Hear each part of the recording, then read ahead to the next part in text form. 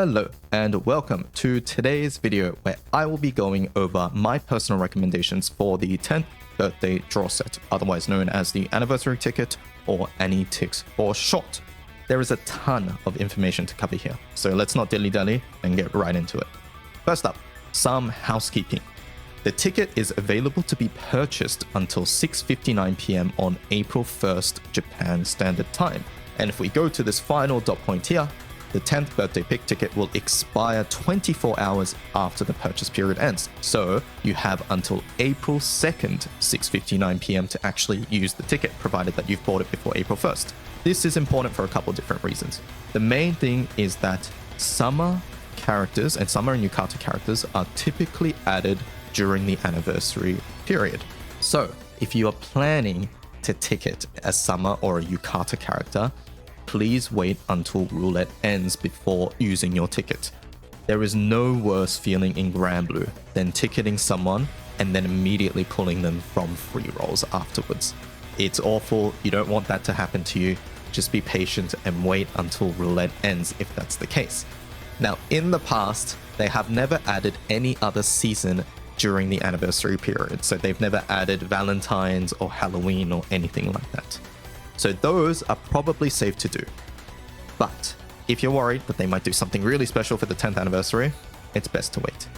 It's unlikely. I personally think it's unlikely, but there's no harm in waiting. So if you're okay to wait, you're not in a rush, wait until roulette ends before choosing your target.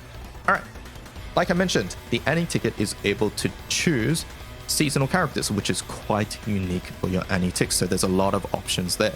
However, you are also able to choose grand units. In this video, I will only be recommending seasonal characters and seasonal summons and not grand characters, and the reason is simple on my behalf. Grand characters are much more readily available. They are available every month of every year on their respective Flash and Legend galas, which makes them much easier to obtain compared to the seasonal units. For that reason, I think using your Ani ticket on seasonal characters or summons is a much better choice. So, for that reason, no grand characters will be mentioned here. Now, on the topic of seasonal characters, there are a ton of them. There's too many, and this video would be way too long if I were to talk about all of them. So, instead, what I've done is I've chosen the ones which I feel are relevant enough and categorize them into different use cases so that you can make an informed decision on what character that you want to choose with your anniversary ticket. All right, so without further ado, let's get right into it. I've created this little tier maker list here where I will be sorting the characters into different categories. Please note that within each category, the characters will not be ordered in any sense. They will just be grouped by element. The other thing is that some characters might fit into multiple categories, but I've just placed them where I think that they are best suited. Okay, with that out of the way, first character I would like to talk about is Yukata Nezha. Nezha is an extremely solid character for Fire who has proven himself to be quite useful ever since its release in things like Full Auto, in Guild War burst rotations, generally shorter burst rotations, and even in some high level content like Hexachromatic Hierarch and Lucilius Zero. Nezha is probably my top recommendation for Fire if you are missing him and you want to ticket a Fire character. Okay, next we have Yukata Vampy. Vampy has been used in many different types of full autos, and she was extremely prevalent in the last Wind Guild War, both in full auto and in manual burst setups. So she's an extremely strong character in those regards. She's not seen as much in high level content. I think I have seen some teams up to Super Baja difficulty, Super Ultimate Bahamut. But for Hexachromatic Hierarch and Lucilius Zero, Wind tends to have much better characters for those sorts of situations. Regardless, an extremely solid character and my top recommendation for Wind. Next, we have another Wind character, and I might be accused of being biased here, but I am placing Grimnir up in this tier as well. Grimnir is a really strong character, especially for newer accounts as well, because he does a lot of skill damage, and he also has the very coveted triple attack, 3-hit flurry effect on one of his passives. Grimnir is typically used for many types of quick farming rotations, so things like Sandbox. You can even use him in places like campaign quest or slimes, and he's also used for the shorter or lower HP difficulties in Guild War Burst as well. He's extremely strong in full auto and overall a really solid pick. Okay, next we have Earth Halloween Cucouroux. Cucouroux also shares the same passive as Grimnir. So for those exact same reasons I just talked about Grimnir, she's also quite useful there. Cucouroux also has a bunch of other offensive skill damage based abilities as well. And for that reason, she's used in NM95 and also used quite often in Diaspora farming setups, whether that's with hunting or with Luchador as well. Cucouroux, very, very solid choice for Earth and my top recommendation in that element. Okay, next up, we have our light character, my light recommendation, which is Halloween Mugen. Mugen is an extremely strong character for manual burst teams, manual and full auto burst teams. He's used alongside characters like Nezha, Florence, Fairy, those sorts of guys, to really enhance your normal attack bursting capabilities, but it doesn't end there. Mugen is even used in high-level content for light alongside characters like Luo, where Mugen's first skill becomes irreplaceable in those sorts of setups. For that reason, Mugen is up here in this category where I think he's the best choice for any sort of light anti-ticks options. Alright, next we have Yukata Ilsa. Ilsa, once again, shares the same passive as Cucouroux and Grimnir. Are you starting to see a pattern here? This passive is really strong, but it doesn't stop there with Ilsa. Ilsa's first skill is extremely beneficial in buffing any sort of normal attack teams because it provides echoes. And for that reason, she's used in both Erish Kigal and non-Erish Kigal normal attack burst setups. You will typically see her used a lot in full autos and in Akasha gold bar farming setups. She has seen some limited usage in some HL raids as well, so that can be a nice little bonus to get with the character too. Okay, let's move on to the next category. First up, I would like to talk about Yukata Silva. Silva, you might be surprised to see in this category, and you'd be right in thinking so. She's mostly a charge attack based character, and she's quite good for those Kengo full autos, especially alongside Wilnas. But her main meta use at the moment is actually in Grand Order, where she is used alongside 5-star Catura and Yukata, the Earth Eternal, to have the quickest gold bar farming setup within that raid. For that reason, Silva is here. If you're not planning to do that setup at all, I think you can overlook Silva, but if you want to make your gold bar farmings a little bit nicer, Silva can be a consideration. Next up, we have Sama Belial. Sama Belial is an extremely important summon, in particular in Wind. And the reason is because he places a debuff on your Wind characters at the start of battle. And this is quite relevant due to the fact that Wind possesses this particular character here, Cutselia. Cutselia has this passive which buffs your attack when your allies are debuffed. And this attack is quite significant. So much so that in every single Wind manual burst setup in Guild War, both Cutselia and Sama Belial were used for those reasons. If you are invested in Wind and you would like to improve your burst setups, Sama Belial is pretty much a requirement at the moment. Outside of Wind, however, the summon is quite versatile too. The call, although random, does provide many different benefits to elements, like all elements, right? So often you see Sama Belial be used as this filler summon for every single element. So you'll see it in Water, you'll see it in Earth, so on and so forth. It is unreliable, but it pops up often enough that it can be quite useful for other elements other than Wind as well. Okay, the next fire summon I would like to talk about is Summer Cerberus. Summer Cerberus is a summon that requires 4-star uncapped, so please keep that in mind. It does need Sunstone investment. She is currently only really seen in Guild War manual burst setups. Outside of that, I've not really seen Summer Cerberus used that much at all.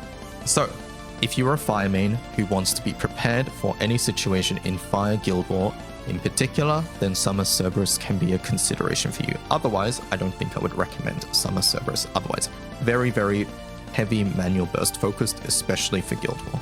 Okay, moving on to water. First character I'd like to talk about is Yukata Anila. Anila is quite a good character for full auto and for some normal attack burst strategies, including, or not including, but with Mana Diver. Mana Diver, Gabriel, those sorts of characters. If you don't have Resvelga, Anila tends to be used in many of those sorts of longer burst rotations, so things like NM150 or NM200, but other than that, you will only really see her in full auto, but she does have some burst capabilities, and for that reason, I'll be placing her in this category. Okay, moving on to our first really hyper-specific support character, which is Holiday Catura. Holiday Catura is extremely important for any Resvelga setups, so any setups that use this particular weapon right here. Outside of this weapon, she's not really seen at all. So if you're someone that has Resvelga and you don't have Catura yet, she can be a really worthwhile consideration. She is used most typically in the soldier setups, in Guild War and outside of Guild War, and less so for the Relic Buster setups. She's a really, really strong character with Resvelga, but otherwise, probably a skip. Next, we have another really strong Resvelga support, which is Lucio. Lucio, most notably, is able to bypass Resvelga's 100% hit to multi-attack rate with his third skill.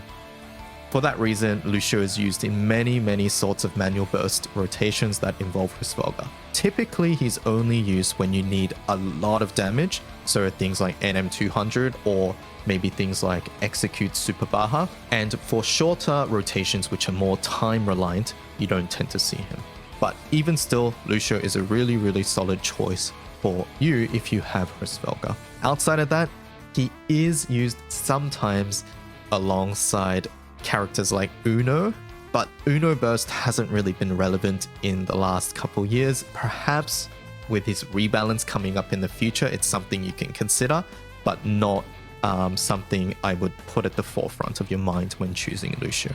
Okay, next, I'd like to talk about some Earth units. First up, we have Holiday Anthuria. Holiday Anthuria has been used in the past in many different sorts of Guild War burst rotations alongside characters like Illnott without hunting. But outside of those situations, Anthuria also tends to be used in some full auto setups for Lucilius Hard. In the past, in last Water Guild War in particular, she was also used if you didn't have Catura, because Anthuria's double strike effect does not care about what element your MC is, while Catura's does. So there has been some funny off-element usage there as well. Okay, next we have another Earth normal attack support, which is Yukata Viki. Viki has typically been seen in the lower difficulty nightmares in Guild War, alongside characters like Cucouroux and characters like Sigala or Naru, who we'll talk about in a short while. Viki also is used outside of Guild War in some Diaspora farming setups with hunting and in Luchador setups as well. Next, we have Illnott. Illnott is sort of the quintessential Earth support character at the moment for many different types of burst setups. Her S1 is able to provide a ton of echoes to your party, and her S3 is able to fully debuff the enemy in one click, which is quite important and valuable. So in Guild War, Illnott is used quite frequently for many different types of difficulties, and outside of Guild War, you will also see her be used in some manual burst rotations for Diaspora alongside Viki. If you are a newer or intermediate player, you might also be using Illnott for some 0-button 4-chain setups in Sandbox, because her passive skill boosts your charge bar at the start of battle. Okay, next Earth character, we have Naru. Naru is an older unit, but she has still popped up here and there for some Earth burst rotations. If you're picking her, it's because you are an Earth main who wants to cover many different types of situations, and you will most typically be using her in the lower difficulty nightmares in Guild War, and in some short burst rotations outside of Guild War as well. Alright, and next up we have Yukata Pholia. Yukata Pholia hasn't seen too much use outside of some very hyper-specific niche Guild War setups. However, she is still a pick that is worthy of your consideration if you are a hyper-focused Earth main and you want to cover all your options. Her track record isn't the best, but her skills have potential, and I think that alone is enough for you to consider her if your other options aren't looking too great. Okay, next up, we have Summer Mandrake. Summer Mandrake has been a really important burst summon for Earth, and it's mainly due to the sub-aura effect, which provides strength at the start of battle to your Earth allies. It does require 4-star, however, so please keep that in mind, much like Summer Cerberus. She's been used in pretty much all Earth burst setups for that reason. Now, her usage doesn't quite end there, however. In many HL raids, Mandrake Call is also used to debuff the enemy, and in V2 raids where debuff omens are quite prevalent, this is very useful. Okay, let's move on to some Wind characters. First up, we have Wind Anila. Wind Anila is a very strong, low button support character for normal attack setups in Wind. She's typically seen in those lower difficulties like NM 95 or 90, or just passive 0 button farming and things like Sandbox. Outside of that, Anila isn't quite used, not really in full auto either.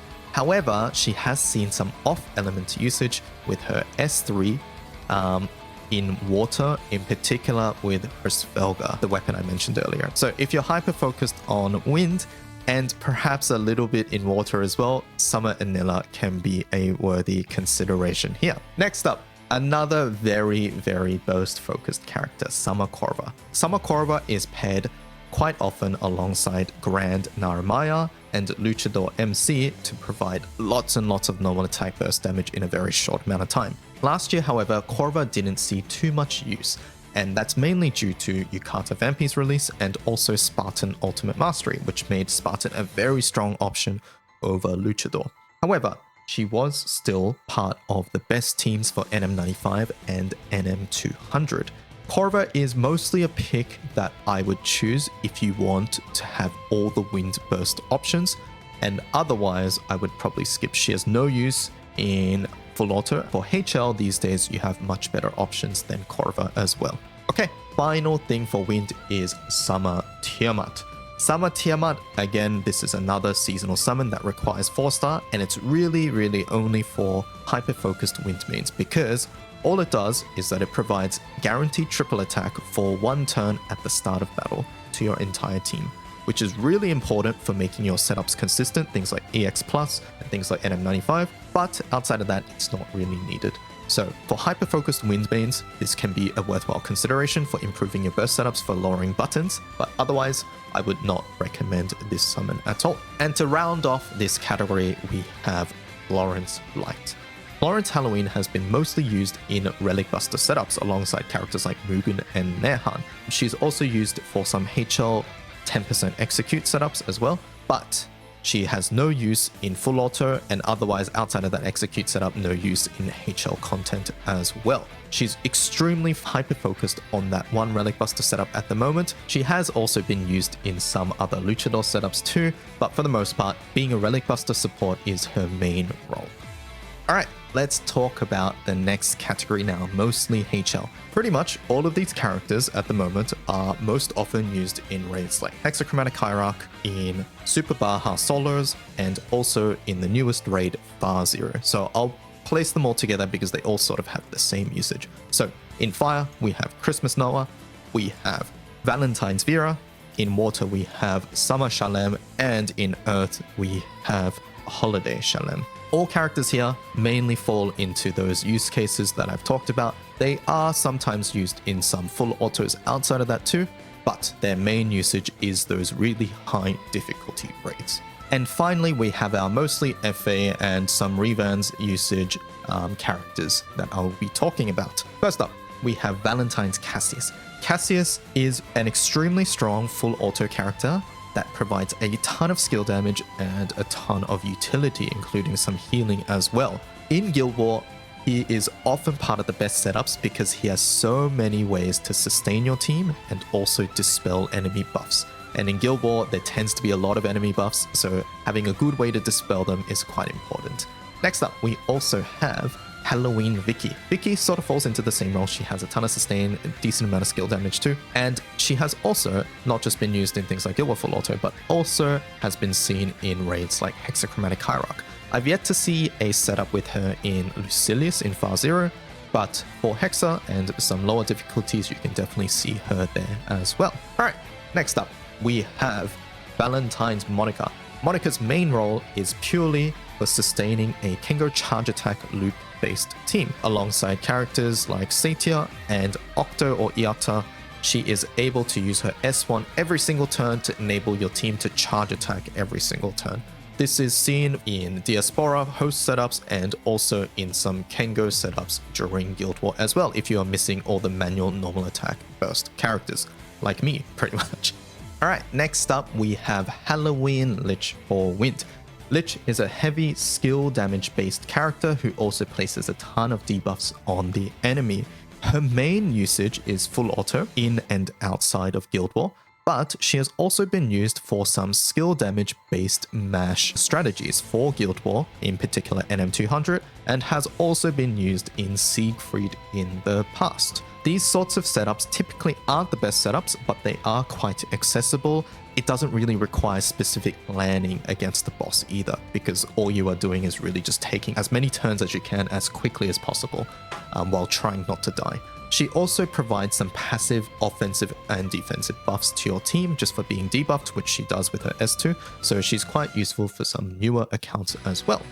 Alright, next up we have another skill damage based mash character, which is Aliza. Aliza was seen in NM200 manual strats in Guild War, but outside of that, she is mostly an FA character, and she can also be used in Siegfried as well. Okay, next up we have Valentine's Aglovale. Aglovale is a very strong skill damage based character who also provides a ton of crests.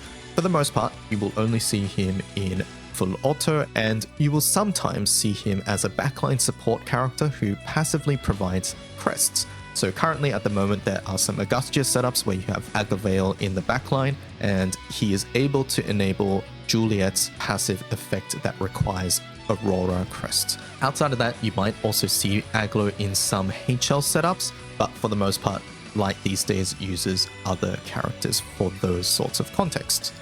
Alright, next up we have Illnott. Illnott, another skill damage based character who is quite useful and provides a lot of utility in many different full auto setups. You'll very likely see her in many different types of full auto setups in the upcoming Light Guild War. And Illnott has also been used for some Augustia rotations as well, so that can be a consideration there. Next up, we have Seruel.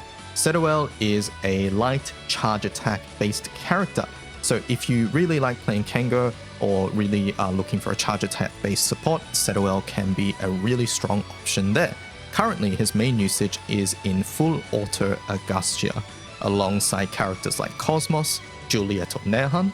He's able to make your light team full chain every turn while also providing a lot of buffs and skill damage in the process. Very useful for those situations and will likely have some setups in Guild War also. Next, we have Summer Yurius. Yurius is another sort of debuffing skill damage based character for light. He passively has an effect that auto procs his nuke, his skill damage nuke, which happens to also heal and clear the team. Very likely to have some full auto uses in Guild War, so if you're looking for that, Yurius can be a worthwhile choice. And for the last character I'd like to talk about today, we have Yukata Anthuria. Yukata Anthuria recently received a rebalance, which updated her kit to be a little bit more modern. She provides some echo, she provides sustain, and will likely be used in some of the harder difficulty full autos in Guild War. So, if you want a comfy full auto for Dark, she can be a decent consideration. Okay, and that about covers all the characters and all the summons that I will be talking about today. If there's a specific character that I missed here that you want my opinions on, feel free to leave a comment down below and I'll get to it as soon as I can. Hopefully you enjoyed. Hopefully this video didn't end up being too long. And I wish you guys the best of luck during this roulette season. Thank you so much for watching, and I will catch you guys later. Bye-bye.